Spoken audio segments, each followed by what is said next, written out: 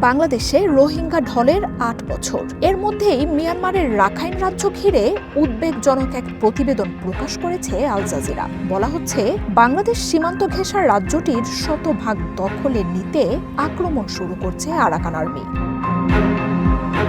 গত বছরের শেষ দিকে রাখাইন রাজ্য নিয়ন্ত্রণে নেয়ার ঘোষণা দেয় সশস্ত্র বিদ্রোহী গোষ্ঠীটি। বাংলাদেশের সাথে আন্তর্জাতিক সীমান্ত সহ রাখাইনের ১৭টি টাউনশিপের ১৪টির নিয়ন্ত্রণ নেয় আরাকান আর্মি। তবে রাজধানী সিট্টে ও চকপিওর মতো গুরুত্বপূর্ণ অঞ্চলগুলো ধরে রাখে জান্তা সরকার।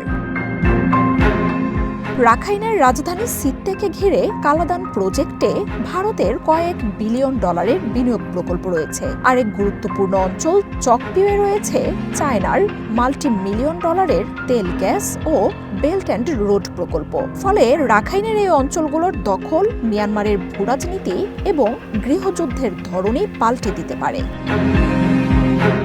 আন্তর্জাতিক গণমাধ্যমের খবর বলছে, চকপিও ধরে রাখতে মিয়ানমারের ৩,০০০ সেনা, যুদ্ধবিমান, ড্রোন ও নৌশক্তি মোতায়েন রয়েছে।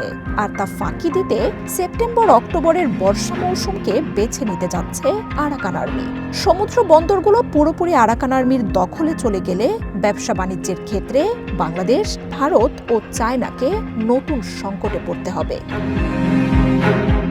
আল জাজিরা বলছে, রাখাইনে আরাকান আর্মির এই আগ্রাসনে সবচেয়ে ঝুঁকিতে রোহিঙ্গারা। মুসলিম সংখ্যাগরিষ্ঠ এই জনগোষ্ঠীর উপর আরাকান আর্মির ভয়াবহ নিপীড়নের খবর উঠে আসছে। গত বছর তাদের গণহত্যায় অন্তত ৬০০ রোহিঙ্গা নিহতের অভিযোগ উঠেছে।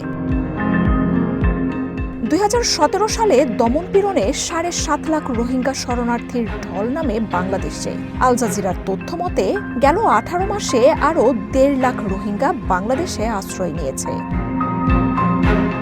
সংকট আরও জটিল করেছে মিয়ানমারের জান্তা বাহিনীতে রোহিঙ্গাদের অন্তর্ভুক্ত করার বিষয়টি। আরাকান আর্মির বিরুদ্ধে লড়াইয়ের জন্য রোহিঙ্গাদের নিয়োগ দেয়া হচ্ছে, এমন খবর পাওয়া যাচ্ছে। ইন্টারন্যাশনাল ক্রাইসিস গ্রুপ ICJ সতর্ক করে বলছে, আরাকান আর্মির বিরুদ্ধে বাংলাদেশে আশ্রয় নেওয়ার রোহিঙ্গাদেরও উস্কে দিচ্ছে রোহিঙ্গা সশস্ত্র দলগুলো।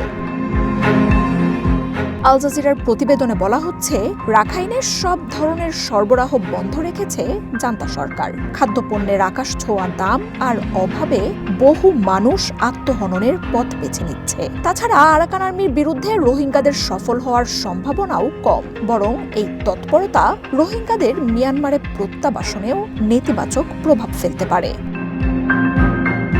মার্জিয়া উপমা, ওয়ান ইন্টারন্যাশনাল ডেস্ক।